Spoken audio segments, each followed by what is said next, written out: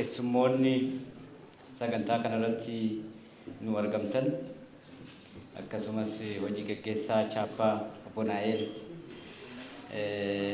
teeknooloojii itti gaafatamaa obbo Israa'el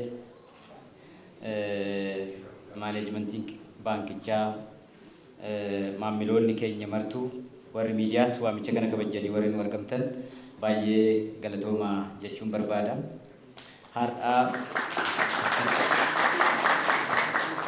Har'a kan bakka kanatti eebbisnee calqabnu kuuppee chaappaagraam boot kan jedhamu hawaasni bal'aan hawaasni biyya keenya keessa jiru warri telegiraamii fayyadamuudhaan hojii guyyaa kominikeeshinii qabu keessatti kaffaltii adda addaa akka gaggeessuu danda'uuf. Egaa akka baankiin keenya baankiin hojii gamtaa Oromiyaa yeroo dheeraa teeknooloojii haaraa biyya keessatti fiduudhaan baankii dursuudha.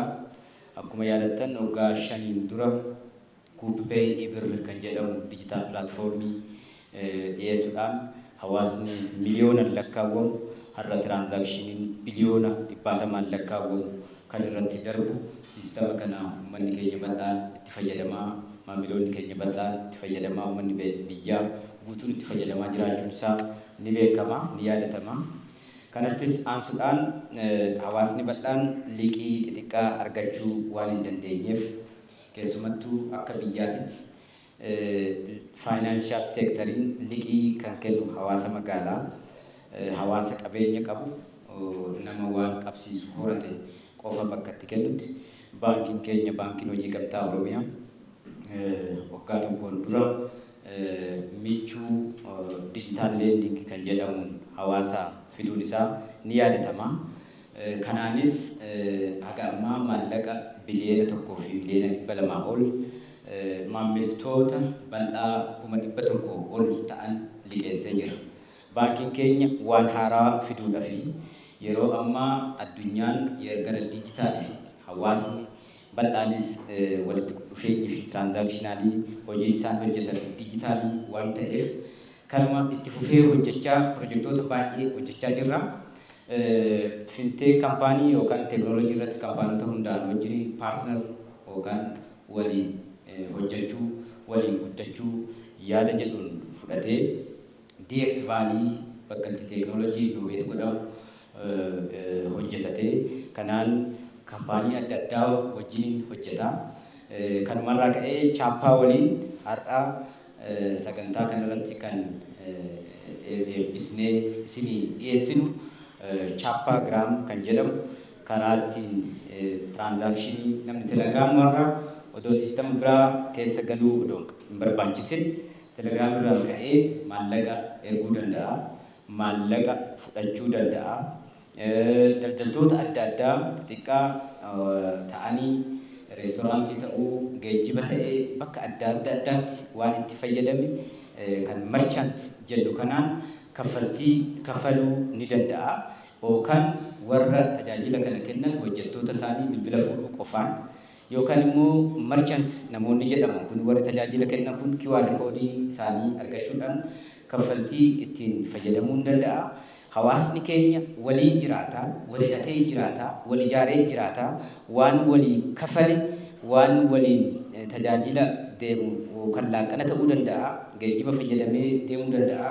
Bakka bakkatti waan waliin fayyadaman san immoo herreegicha isaanii akka biyya Jarman dur jedhamu waan isaan gahu addaan hirachuudhaaf payment bill splitting wannoo qabaa isaanis itti fayyadamuu danda'a. Kana hoo fayyadaman garuu waan biraan barbaachisu integreeshinii addaa waan addaan barbaachisu waaleetii siistama biyya kana keessa jiru kan baankoolii biraas ta'uu danda'a, teelebiriis ta'uu danda'a, kan eenyutu ta'uu danda'a.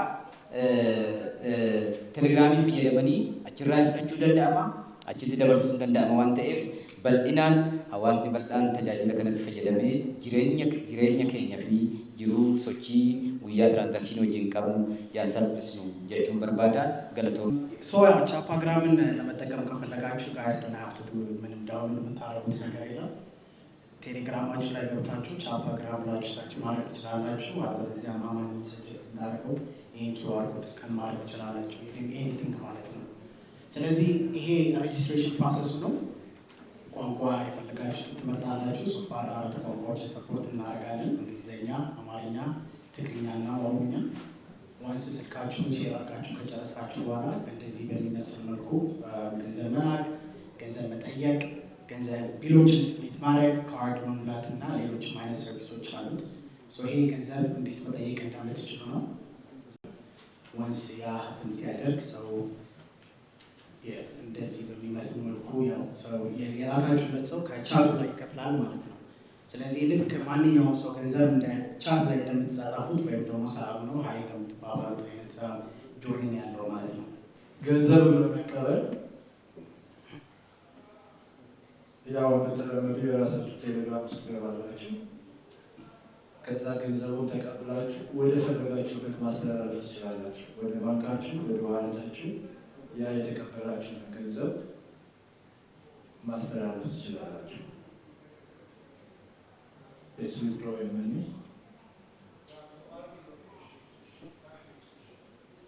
That's it? Yeah. ስለዚህ አንድ የምስሩ ካረጋችሁ ዲፖዚት ካረጋችሁ በኋላ ከ30 ሰከንድ እስከ 5 ደቂቃ በሚሆን ታይም የስፓን ውስጥ አካውንታችሁ ላይ ወይም ዋሌታችሁ ላይ አውቶማቲክሊ ዲፖዚት ይሆናል ማለት ነው። ይሄ ደግሞ ገንዘብን በኪዋር ኮድ እንዴት እንደምትቀበሉ ነው። ስለዚህ እንደ ቀድሞ አይነት ወይም ደግሞ ለሰው ለመላክ የማትፈልጉ ከሆነ ኢሚዲየትሊ ኪዋር ኮድ የጓደኛችሁ ወይም የሬስቶራንት ወይም የቢዝነስ ስካን በማድረግ የምትፈልጉትን አማውንት ሞላላችሁ። ሴፍ ያደረጋችሁ ፔመንት ሜተድ ካለ እንደዚህ ትመርጣላችሁ። ካለበለዚያም ደግሞ አዲስ የራሳችሁን ፔመንት ሜተድ ሰሌክት አድርጋችሁ ደስ ፔመንቱን በአንዴ ትከፍላላችሁ ማለት ነው። ገንዘብ ለመላክ ሴንድ መኒ የሚለውን እዛው ክሊክ ማድረግ፣ አማውንቱን መጨመር፣ ከዛ በኋላ የምንከፍልበትን መጠን ሁሉም ስለገቡ እንመርጣለን። ስልክ ቁጥሩን አስገብተን ከዛ ያ ሰውዬ የቴሌግራም ሜሴጅ ደርሷል። ስለዚህ የቴሌግራም ሜሴጅ ላይ ገብቶ ገንዘቡን ወደ ፈልገው ባንክ ወይም ወደ ዋሌቱ ማስተላለፍ ይችላል። ይሄ ቢል ስፕሊት ማድረግ ነው። አይ ቲንክ ሪሰንትሊ ኢትዮጵያ ላይ ቢል ስፕሊት ማድረግ በጣም ኮመን ነገር ሆኗል። ለዚህ ከጓደኞቻችሁ ጋር ሬስቶራንት ሄዳችሁ ቢሉን ሼር ማድረግ የምትፈልጉ ከሆነ ስፕሊት ቢል ስላላችሁ ስፕሊት ቢል የምታደርጉበት ክንቢ ግሩፕ ቻት ክንቢ ኢንዲቪጁዋልስ ማለት ነው። ስለዚህ አንድ ቢል ሼር ማድረግ ከፈለጋችሁ ከዚህ ሰው ጋር በዚህ ቢል በሰው መንገድ ሼር ታደርጋላችሁ ቢሉን። ስለዚህ ያ ሰው ኢሚዲየትሊ ቢሉን ወይም ደግሞ ሼር ያደርጋችኋትን ቢል ይከፍላል። ዋንስ ያን ቢል ከተከፈላችሁ በኋላ እናንተ ሼር ያደረጋችሁ ሰዎች ማለት ነው ወደምትፈልጉት አካውንታችሁ ገንዘቡን ዲፖዚት ታደርጋላችሁ ማለት ነው። ስለዚህ እነዚህ ሁሉ ነገሮች ያንዳንዱ አክቲቪቲ ማክሲመም ማለት ነው ወደ 30 ሰከንድስ ላይ መጨረስ ትችላላችሁ።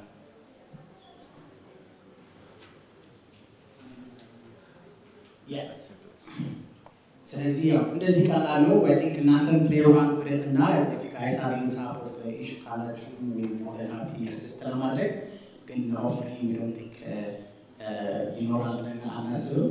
ካርድ መሙላት ባያላችሁ ሪቻርጅ ማድረግ ትችላላችሁ። ካሚንግ ሱን ደግሞ አንድ እንጨምራቸው ፊቸሮች ማንኛውንም አይነት ፕሮዳክት ከፈለግን አዲሽናል ፔመንትስ በቀናት ወይም በወራት ሳይሆን በሰዓታት ውስጥ ማስገባት እንችላለን። ያ ነው። ከአፕሊኬሽን ሲሆን በጣም ብዙ መንገድ እንሄዳለን፣ ግን ባት በሚሆንበት ሰዓት በጣም በሰዓታት ውስጥ አዲስ ፕሮዳክቶች መጨመር እንችላለን። ይህን ከጀመርን በኋላ በየጊዜው ብዙ ፕሮዳክቶችን እንጨምራለን። እንደምታዩት በጣም ቀላል ነው። ቴሌግራም እኛ ሀገር ላይ አሁን ከ12 ሚሊዮን በላይ አክቲቭ ዩዘርስ እንዳሉት ነው የሚነገረው። ስለዚህ ከዚህም በተጨማሪ አሁን በቅርብ የምንጀምረው ሪሚታንስ ውጭ ያሉ ዘመዶቻችሁ ቴሌግራም ተጠቅመው ከራሳቸው አካውንት ለማንኛውም ሰው የትኛው ባንክ ወይም ደግሞ የትኛው የክፍያ ዋሌት ላይ መላክ ይችላሉ ማለት ነው። የኩፕ ፕሬዚዳንት እንዲሁም ደግሞ አቶ አማን በጣም እናመሰግናለን ይህንን ፓርትነርሺፕ እውን ስላደረጋችሁት ማለት ነው። ኦን ደ ዌይ ፎርዋርድ አንድ ነገር ሁላችሁም አይ ቲንክ ማወቅ አለባችሁ የማስበው ፍላተር ዌቭ የናይጄሪያ የፔመንት ጌትዌይ ካምፓኒ በ2010 አካባቢ ነው የጀመሩት።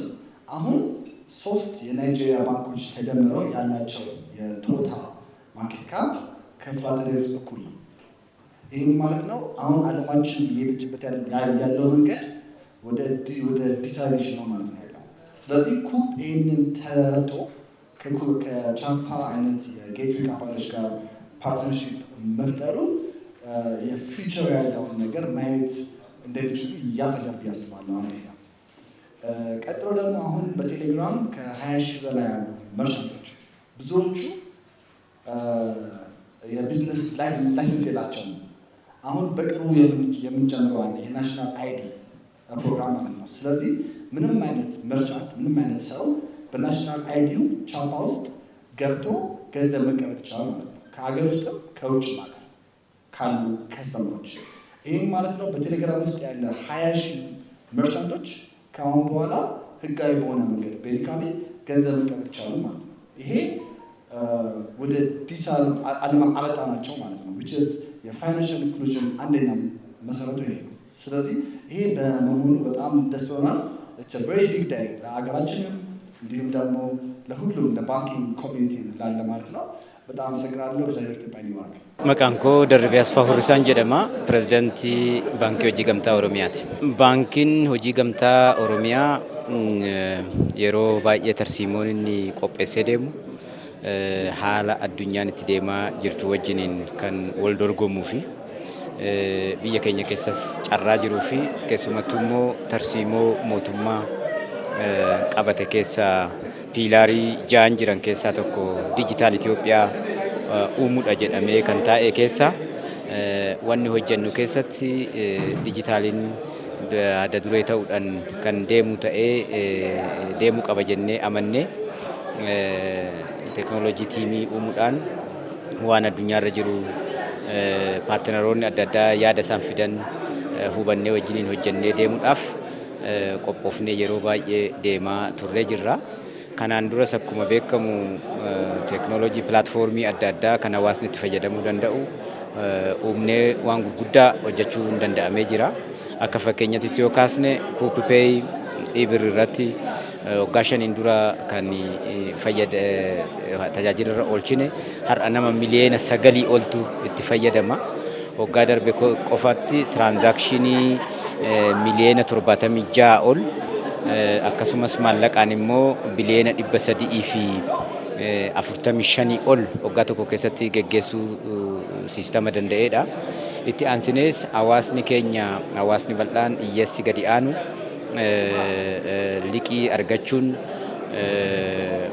qabeenya waan hin qabneef waan qabsiisu wabii waan hin qabneef rakkachaa ture namni gadi aanu kana hubachuudhaan akkuma kana paartinarii biraa waliin waliigaltee godhuudhaan michuu tajaajila liqii dhalarraa bilisaa hawaasa bal'aadhaa dhiyeessinee egaa ka baankiin waggaa baay'ee ture maamilleen nama liqaa irratti qabu nama 18,000 karaa baankii biraatiin garuu karaa dijitaalawaatiin nama 100,000 ol liqii kennuu dandeenya. Maallaqaanis biliyoona 1.2 ol hawaasa biraan liqii ga'uu dandeenya jirra.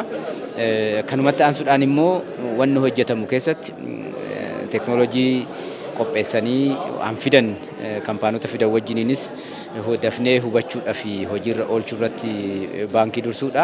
Kanaan alas immoo ofii keenyaafis wanni hojjennu kan ammaan booda yeroo gabaabaa keessatti hawaasatti dhiyeessinee seektara adda addaati irratti tajaajila faayinaansii karaa dijitaala ta'een akkaataatti geggeessamu hojjechaa jirra. Kanadhaa kun chaappaa giraam kuup chaappaa giraam jennee kan moggaasne namni telegiraamii fayyadamu aga miliyoona 12 ol kan ta'u biyya keenya keessatti tilmaamama. Hawaasni telegiraamiidhaan guyyaa guyyaadhaan qunnamtii adda addaa wal qunnamtii adda addaa biizinasii adda addaa waan hojjetan walii dabarsaa walii ergaa waliin kominikeet godhaa oolan kana maallaqa immoo itti dabaluudhaan telegiraamuma irratti taa'anii chaappaa giraam poot yoo seenan namarraa maallaqa fudhachuu barbaadan miseejii erguu danda'u maallaqa nama erguu barbaadaniif erguu hin danda'u. Kaffaltii daldalaa suuqii adda addaa irratti ta'anii reestooraantii, bakka nyaataa, bakka dhugaatii, bakka geejjibaa, mana barumsaa, mana fayyaa, biiroo ta'ee seektara ta'ee bakka itti tajaajila argatanirraa kaffaltii kana kafaluufii hin danda'u chaappaa giraamii fayyadamuudhaani. Maallaqa immoo yoo waan waliin fayyadaman addaan hirachuullee barbaadan namni tokko kafalee gahee isaanii addaan hiree namni akka hiriyaatitti wajjin jiraatan, akka maatiitti wajjin jiraatan, akka hiriyaatitti wajjin jiraatan kun karaa salphaa ta'een tajaajila kana argachuu hin danda'a. Jireenya kana salphisuudhaaf waaleetii teknooloojiin haga ammaa biyya keessa jiran moobaayil waaleetii baankolii ta'ee kan telekoom kampaanotaa ta'ee keessumattuu teelebirriis ta'ee chaappaa giraamiin gara teelegiraamii erguu danda'a. Teelegiraamii irraa gara chaappaa giraamii fidachuu hin danda'u. Herreega irraa fidachuu hin danda'u. Kana fayyadamuudhaan hawaasni karaa salphaa ta'een teelegiraamii irra taa'ee gara faayinaanshal seektarii akka ce'u gara tajaajila faayinaansiitti akka ce'u sagantaa gooneedha jechuudha. Chaappaa waliin walii taanee kan tajaajilaaf har'a oolchine. Gama keenyan tokkoffaa miidiyaan bal'inaan kan akka ibsu sagantaa miidiyaa qopheessine namoonni kanarratti hubannoo qaban akka ibsa gaa steeppiisaa akkamitti akka deemu adeemsa isaa akka hubannoo godhan miidiyaa irratti hin ibsina. Kanaan alas immoo sooshaal miidiyaa irrattis akka hawaasni baratee steeppiin ittiin deemus waan baay'ee salphaa waan ta'eef ulfaataa miti isa ibsuu hin dandeenya. Dheengadda walgahii dameelee keenya wajjiniin hojjettoota hooggantoota giddu galeessaa fi gadi aanu wajjiniin nama 1,200 ol leenjii qabna ture Adaama irratti.